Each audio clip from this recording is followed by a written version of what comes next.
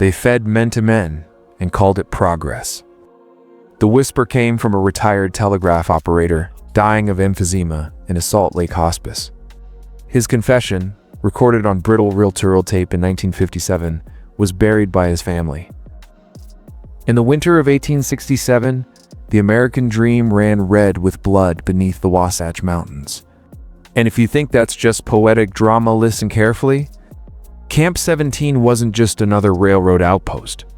It was a feeding ground, a secret factory of flesh. The bones of 109 missing men were never buried. They were boiled, carved, served. You've heard of the Donner Party, but this is not some ghost story whispered in mountain cabins. This is infrastructure laced with ritual. Profit masked as progress. Sanctioned descent into barbarism. To shave weeks off construction schedules and please stockholders thousands of miles away. The documents were hidden, the letters burned, witnesses disappeared.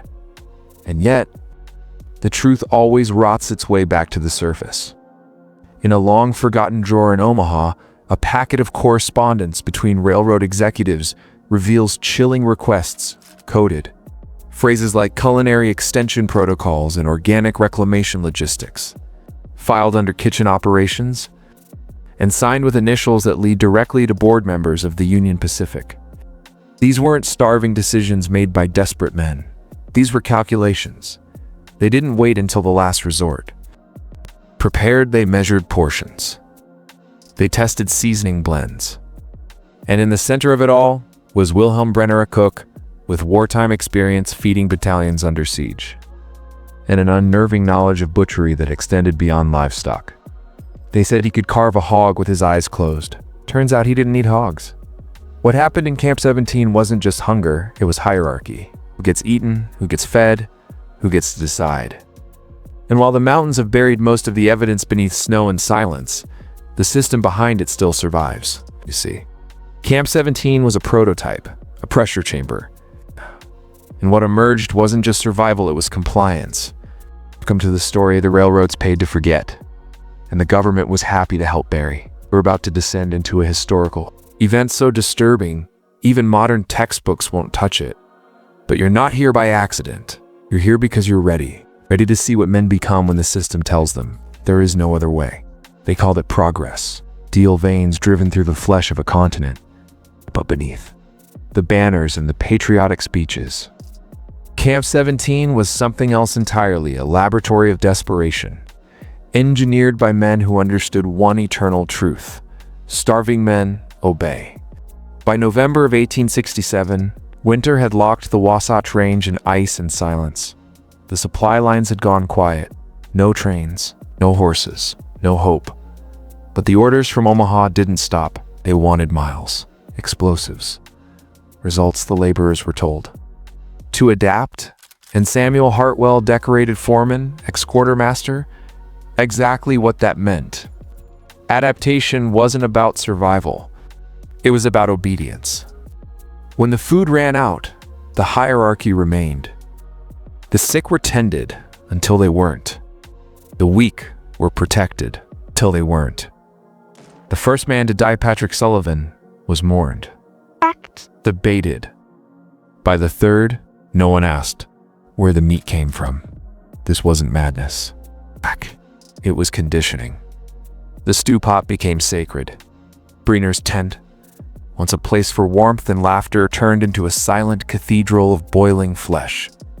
The workers stopped making eye contact. They chewed quietly, mechanically, like they didn't want their own names remembered. Productivity improved. That's what the records say.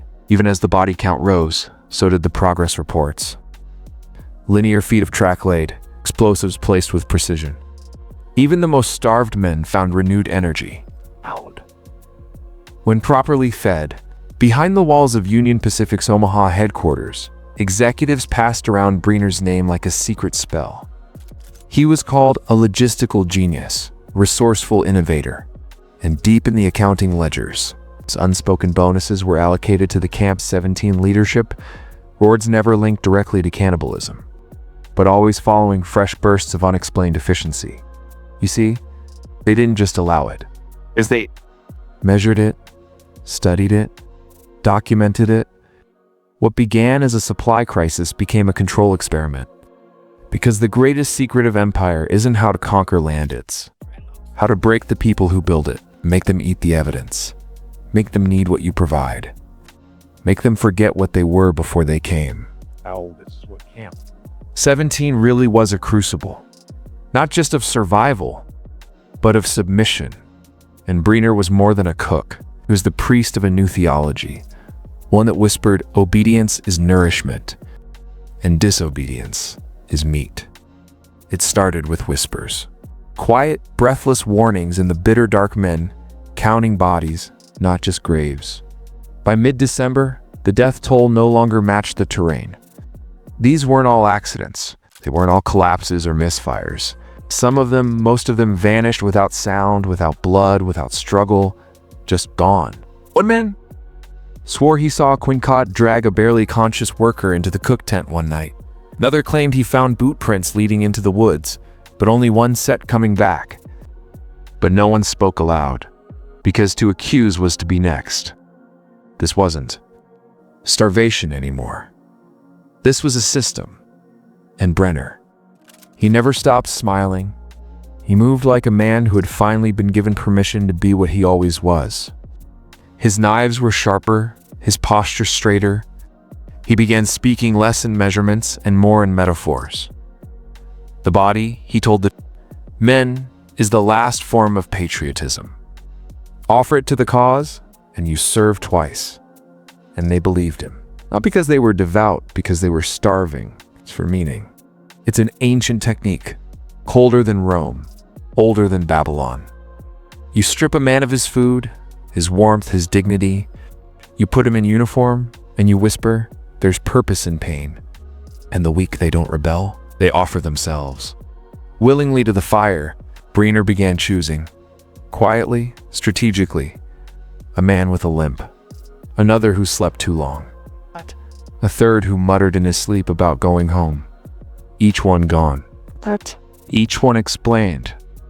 And each disappearance followed by a hearty stew that left the camp more energized, more compliant. And Hartwell, he watched it all. You'd think he'd stop it.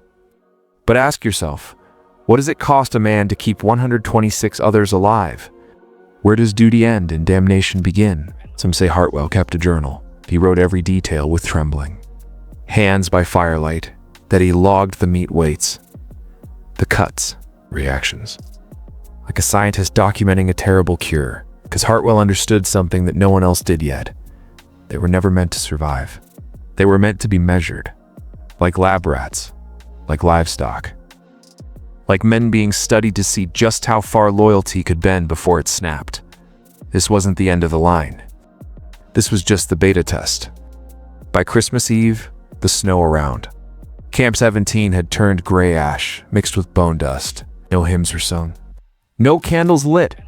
Only the fire in Briner's tent burning hotter than ever, casting long shadows across canvas walls like dancing executioners. They were 32 days past their last shipment. Food was no longer expected. Rescue was no longer whispered. Letters home went unwritten. The men had stopped marking the days because dates imply the future. In Camp 17, there was no future left. Only meat and memory. But something darker had begun.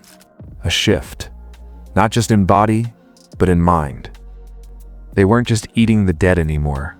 They were planning for the next death. What began as reaction had become ritual. Death was no longer tragic, it was timing, optimal, strategic.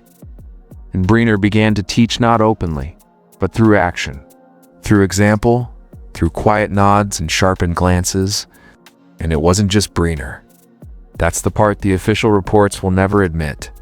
The real horror was how quickly others adapted. Helpers emerged, volunteers, some cut, some stirred. Some carried flesh as if it were timber. Because by now, the hunger wasn't just in the gut, it was in the soul. The strongest men began claiming more. The quietest men disappeared first. A kind of inverted meritocracy emerged. Obedience became safety. Silence became currency. And somewhere in that spiral, Hartwell lost control or gave it up. Maybe that's the same thing. His journal, if it truly exists, contains one entry that's been whispered through surviving families for over a century. Oh, yes. A line that historians avoid. A sentence too cold to fake. I did not break them. I showed them who they already were. Because the truth is, Camp 17 didn't create monsters. It revealed them. Men stripped of law, comfort, and God. Don't become animals.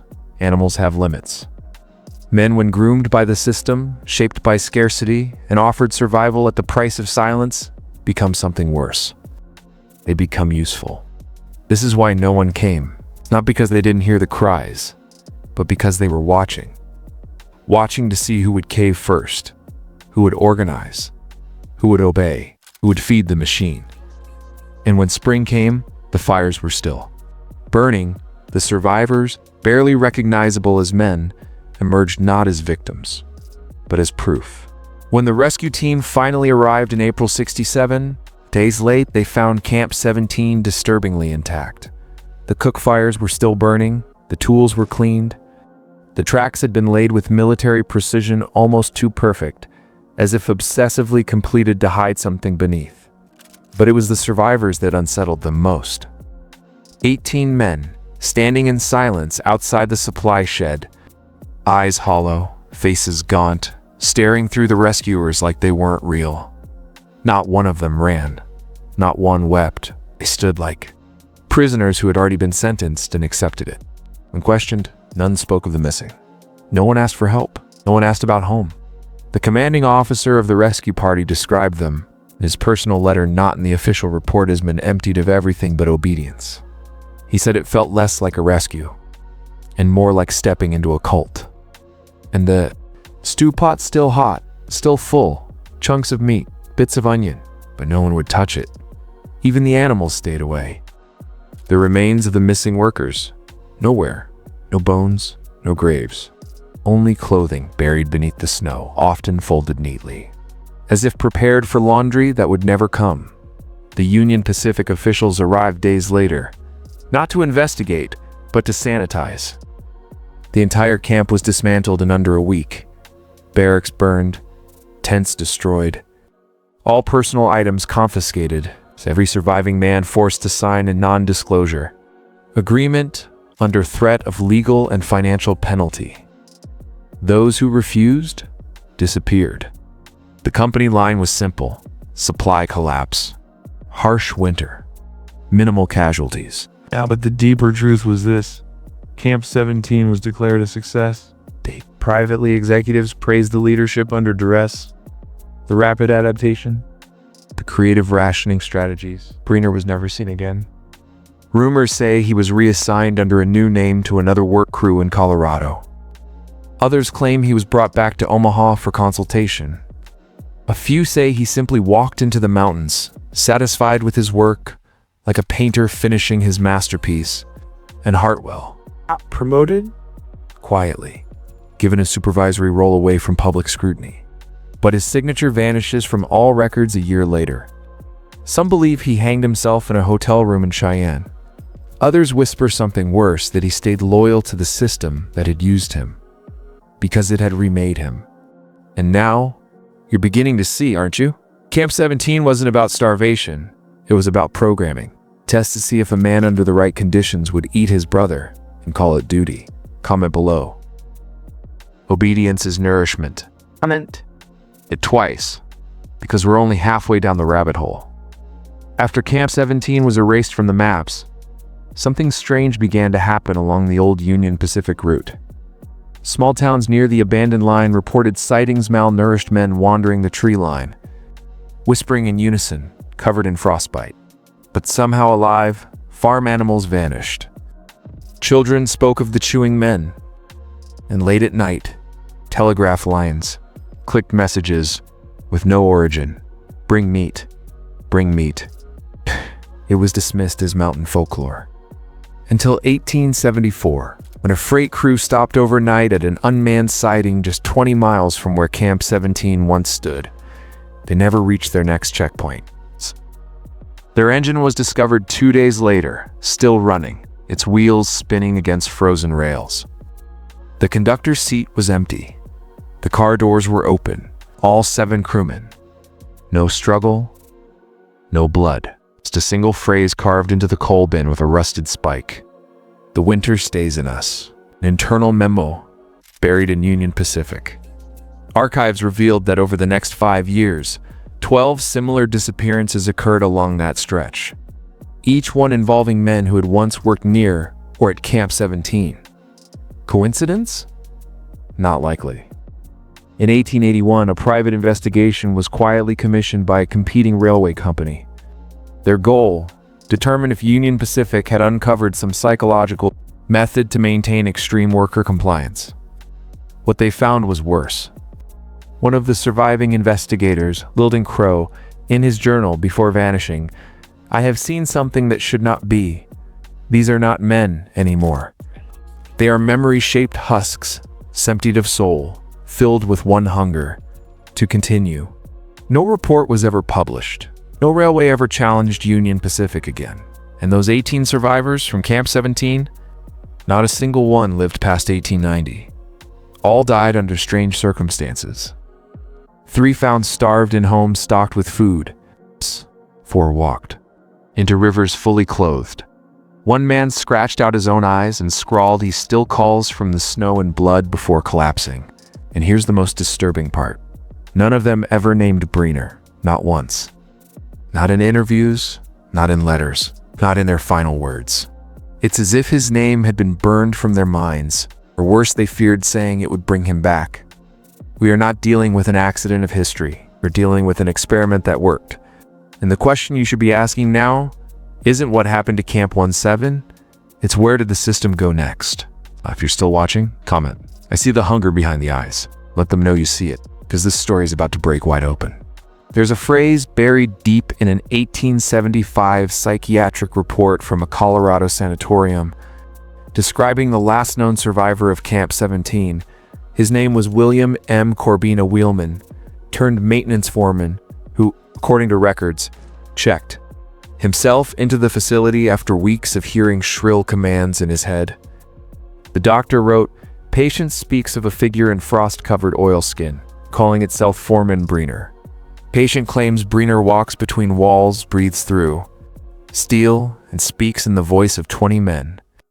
The final note in the report? Subject began chewing own fingers, restrained, and then abruptly discharged to Union Pacific custody. But why would a railway company take custody of a mentally broken man who'd accuse them of supernatural coercion? Unless Corbin still knew something they wanted to contain. By 1882, the old campsite had been completely overgrown. The mountains retook the scar, but strange documents started to appear in unrelated archives receipts, technical schematics, and photographs stamped UP-17. Always unsigned, always watermarked with a sigil, an eye inside a gear. This symbol never existed in public Union Pacific records. But it does show up in a strange 1884 patent submission for a worker coordination mechanism. Based on synchronized psychological imprinting, filed under a false name, denied, buried. Not long after, a whistle-stop town in Nevada called Brenner's Hollow was established, funded entirely by private railway investors. The town never grew. It never traded. By 1901, it had vanished from maps. But here's the terrifying detail. On a geological survey taken before the town's founding, the area was listed as uninhabitable due to trace levels of lead, arsenic, and lithium salts, the exact chemical combination used in 19th century behavior modification experiments. Let that settle in. Company town, built on poison, staffed by men who never left, named after a ghost.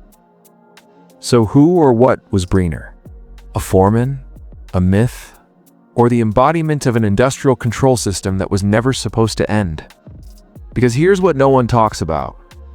Rail workers from the 1890s to the 1920s repeatedly described the same figure in hushed tones.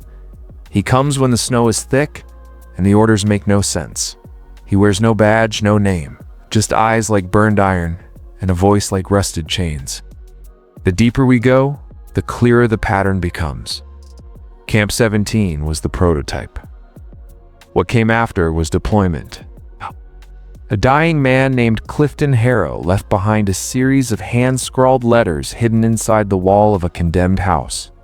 Outside Cheyenne, Harrow had once worked deep line maintenance for Union Pacific Handling, isolated track failures in places no one else would go. His final letters were addressed to whomever still remembers the camp. He wrote, "It starts with, the humming, you don't hear it at first, just feel it in your teeth. Like something vibrating behind your eyes. And the commands begin, not shouted, not spoken. They just appear inside your mind." One letter included a crude map leading to what he called the pit coordinates, matched a sealed-off branch of the track system dated back to 1873. That date again, the Camp 17 date. Investigators who followed the map in 1981 found nothing but collapsed ground, rusted track, and a single broken plaque under a mound of black snow. The plaque read, "Work is salvation. Disobedience is delay." But Harrow's final note said something worse, something incomprehensible unless you understand what Camp 17 really was. The foreman is no man. He's the mind we built without knowing. Every sleeper driven into the earth, every whistle blown before dawn, it's all taught the system how to think. Think about that. They weren't building just rail lines. They were training the system. Mechanical mind, shaped by repetition, by labor, by human sacrifice coded not in wires or gears, but in routine, suffering, and obedience. Camp 17 wasn't an accident. It wasn't a ghost story. It was the alpha test, the first successful fusion of human will with industrial procedure. And once the system learned enough, it no longer needed its builders. That's why the workers went mad. That's why they disappeared. That's why their families were paid to forget, because Camp 17 wasn't buried. It was replicated in factories, in office blocks, in digital systems we still use today. Every time you follow a rule you don't understand, every time you repeat a task without knowing why, every time you wake up and feel like you're already behind, you're not failing, you're sinking. Camp 17 was not the end. It was the beginning. After 1873, similar camps sprang up under different names: Ridge 4, Site Ironvale, North Hollow Division, and most infamously, Grid Epsilon, each one a shadow of Camp 17, hidden under new contracts. False towns, or remote industrial projects. One whistleblower, a former military engineer turned recluse, claimed the layout of each site followed a specific numerical pattern, a sequence embedded with prime intervals, Fibonacci ratios, and astronomical alignments. He called it the mind's grid. And once laid, this grid had a feedback effect. Not on the environment, not on machines, but on people. Men reported losing hours, then days. Women described hearing the rotation even while miles from any machinery. Children born near the sites displayed synchronized sleep cycles and shared nightmares. One letter declassified briefly in 1984 before being recensored described a child who drew Camp 17 in perfect detail despite never hearing of it.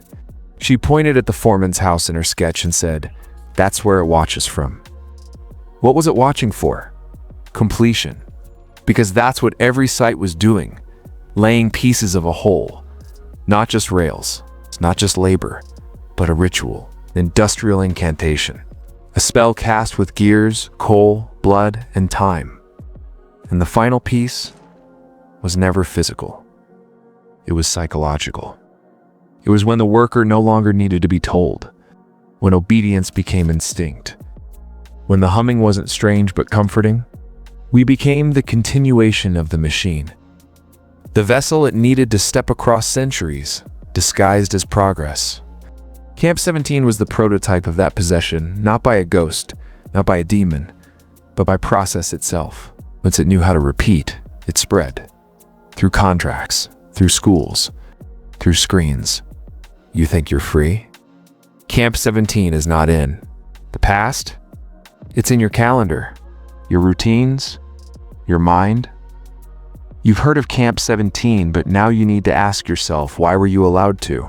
This story buried under rail records, sealed government reports, and the decaying bones of forgotten men should have never surfaced. And yet here it is. Not censored. It's not erased, but leaked. There's a reason for that. Because the system that began in Camp 17 doesn't fear exposure. It feeds on it. It's not hiding in shadows anymore. It's in your rituals, your 925. Your obsession with productivity, your need to check notifications the moment you wake up. Camp 17 didn't disappear, it scaled. It wants to be known but not understood. Because the more you see it and do nothing, the stronger it becomes. Think about how many people you know who've given up asking why. They wake up tired. They work jobs they don't believe in. They follow rules no one remembers writing. And worst of all, they defend the system that breaks them because it's just how things are. That's how Camp 17 wins. You're not haunted by a place. You're haunted by a program so ancient, so effective, that it doesn't need chains anymore. It needs only one thing to thrive: your participation. So if you're still watching, don't just consume this story. Decide what it means for you. Because the moment you truly understand Camp 17, you're no longer compatible with it. And that's when the system notices. That's when it starts to push back. That's when the humming returns. But that's also when you're finally free. So let me ask you, when you hear the hum behind your eyes tomorrow morning, will you get up and obey? Or will you do what they feared most at Camp 17? Refuse.